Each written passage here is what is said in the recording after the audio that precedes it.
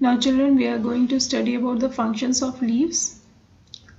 So here the important functions of leaves are as follows. Three main functions are given over here: photosynthesis, transpiration and respiration. So one by one we are going to study about each function.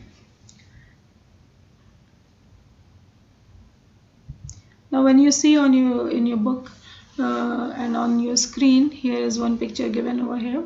Okay, so photosynthesis का मतलब होता है कि manufacture of food means खाना बनाना. ठीक है.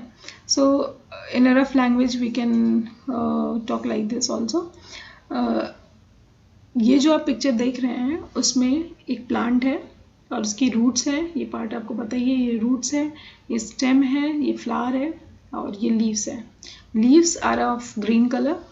Okay, and they are having a green pigment called the chlorophyll. वो क्लोरोफिल की वजह से ही वो ग्रीन होते हैं. ठीक है. सो ये जो ग्रीन पार्ट है बेसिकली ये ग्रीन पार्ट जो आपकी जो ये सनलाइट आती है वो सन एनर्जी और you can say light energy वो उसको ट्रैप करता है एंड कार्बन डाइऑक्साइड एब्जॉर्ब करेगा. ठीक.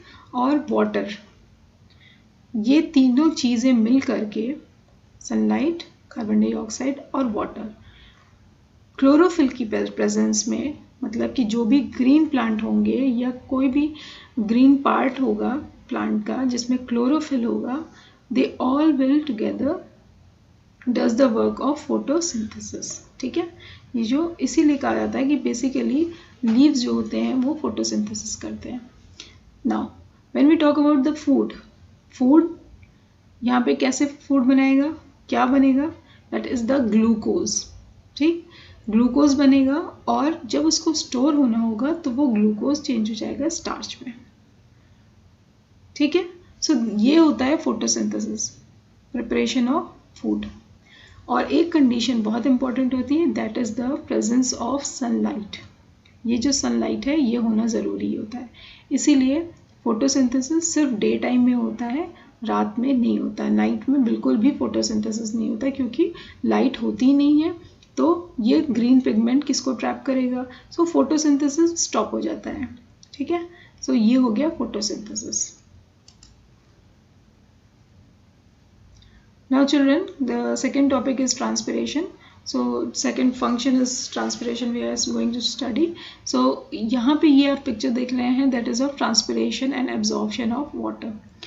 Basically transpiration क्या है? It is the loss of excess of water in the form of water vapor from the surface of leaf through stomata. So leaf का structure जो है, अगर आपने एक्सटर्नल स्ट्रक्चर देखा है, इंटरनल स्ट्रक्चर देखेंगे तो उस पर छोटे छोटे से पोर्स होते हैं, छोटे छोटे छेद होते हैं और स्पेशली आपके लोअर लीफ पार्ट में ज़्यादा होते हैं. ठीक है.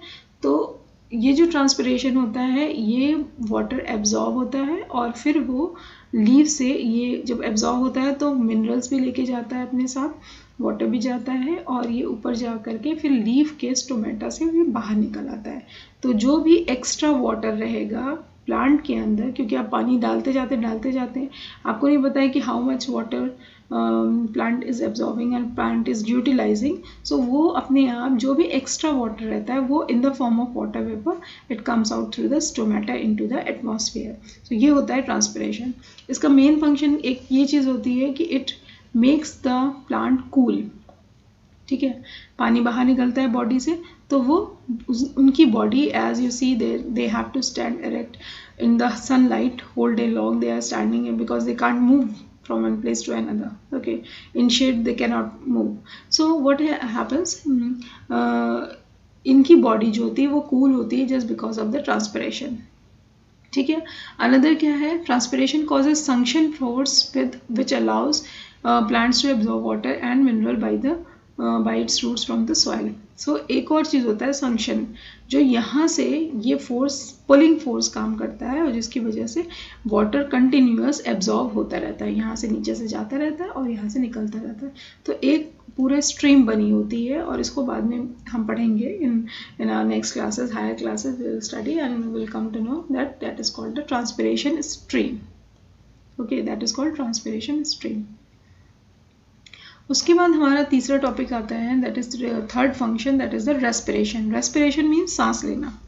Okay, we respire. जैसे हम सांस लेते हैं और प्लांट्स उसी तरह से प्लांट्स भी लेते हैं. ह्यूमन बीइंग, ऑर्गेनिजम्स, कोई भी organism, living organism, plants, animals, we human being, we all respire. और उसी तरह से प्लांट्स भी लेते हैं जैसे हम लेते हैं.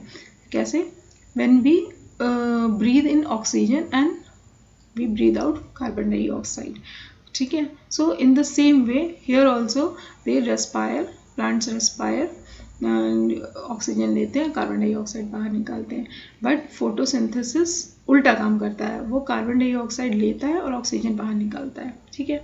तो अब यहाँ पे आ गया डे टाइम और नाइट का आ गया. ठीक है. जो रेस्पिरेशन होता है वो डे और नाइट हर टाइम होता है. ऐसा नहीं होता है कि प्लांट जो है वो रात में सांस लेना बंद कर दे और दिन में सांस लें, ऐसा कुछ नहीं होता, अदरवाइज दे विल डाई.